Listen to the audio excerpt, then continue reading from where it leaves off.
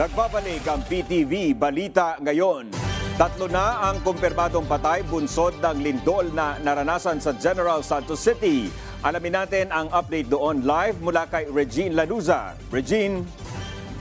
Dominic, nangako ang City Government ng General Santos na sasagutin nila ang lahat ng gastos at bibigyan nila ng tulong ang pamilyang naiwan ng tatlong nasawi at iba pang naapektuhan ng nangyaring lindol kahapon ng hapon.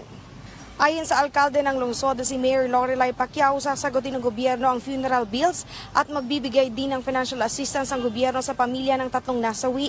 Namatay kahapon ang mag-asawang sina Danny at Jane Ginong matapos mabagsakan ng concrete wall sa compound ng Barangay San Isidro. Patay na rin ang matagpuan kaninang madaling araw ang isang nail technician na si Winifreda Flores sa loob ng isang mall dito sa Jansan.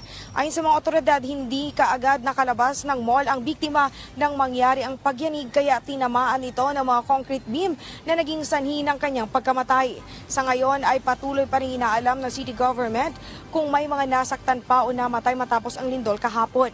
Samantala, patuloy pa rin ang isinasagawang assessment ng City Engineer's Office at Office of the City Building Officials sa mga building ng lungsod. Nakapagtala ang mga otoridad ng sira sa tatlong mall ng lungsod. Karamihan sa mga sira ay nasa ceiling, walls at iba pang porsyon ng malls. Binigyang linaw naman nila na na-structural ang mga damages. Hanggang sa ngayon ay patuloy pa rin ang kanilang isinasagawang inspeksyon. Maliban sa mga mall ay ina-assess din ng City Engineer's Office ang mga government offices at base sa kanilang report ay may mga minor damages lamang ang natamo ng mga building. Pero Dominic, upang makasiguro ay nagpatupad na o nagkansela na ng trabaho ang city government hanggang Lunes at nagkansela na rin sila ng klase hanggang Martes. Yan ang pinakahuling update mula dito sa General Santos City. Regine Lanuza para sa Bayan. Alright, maraming salamat Regine Lanuza. Nanawagan si Pangulong Ferdinand R. Marcos Jr. sa mas matibay na kooperasyong pang-ekonomiya at teknikal para tiyaking magiging abot kaya ng lahat ng bansa ang green energy solutions. Sa kanyang intervention sa APEC Leaders Informal Dialogue at Working Lunch sa Moscone Center sa San Francisco, sinabi ng Pangulo na pwedeng maging daan ang APEC para masolusyonan ang climate injustice sa mga bansa na hindi naman responsable sa emissions, pero sila ring nakakaranas ng matinding pinsala. Dagdag pa niya, sa pamamagitan ng kooperasyon ng APEC, maaaring matugunan ang mahal na green technology, maging liberalized ang sektor at mapabilis ang green and trade investment. Tutulong ang Amerika sa plano ng Pilipinas na gumamit ng nuclear power para malimitahan ang paggamit ng fossil fuels.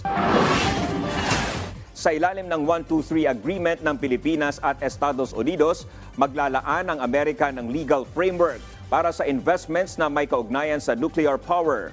Bibigyang daan ang pagpapadala nila ng kanilang nuclear technology at equipment sa Pilipinas. Tiniyak sa 123 Agreement ang ligtas na paggamit ng nuclear power, nuclear security at non-proliferation sa pag-abot ng climate goals ng dalawang bansa. Umabot sa 7 bilyong US dollars o mahigit 404 billion pesos ang naging kontribusyon ng turismo sa ekonomiya ng Pilipinas mula Enero hanggang Oktubre ngayong taon. Sa Philippine Economic Briefing sa San Francisco, California, sinabi ni Tourism Secretary Cristina Frasco na umabot sa 4.63 million international visitors ang nagpunta sa bansa sa unang 10 buwan lang ng 2023. Ayon kay Frasco, ang sektor ng turismo ang pangalawang top economic driver ng Pilipinas sa first and second quarter ng taon.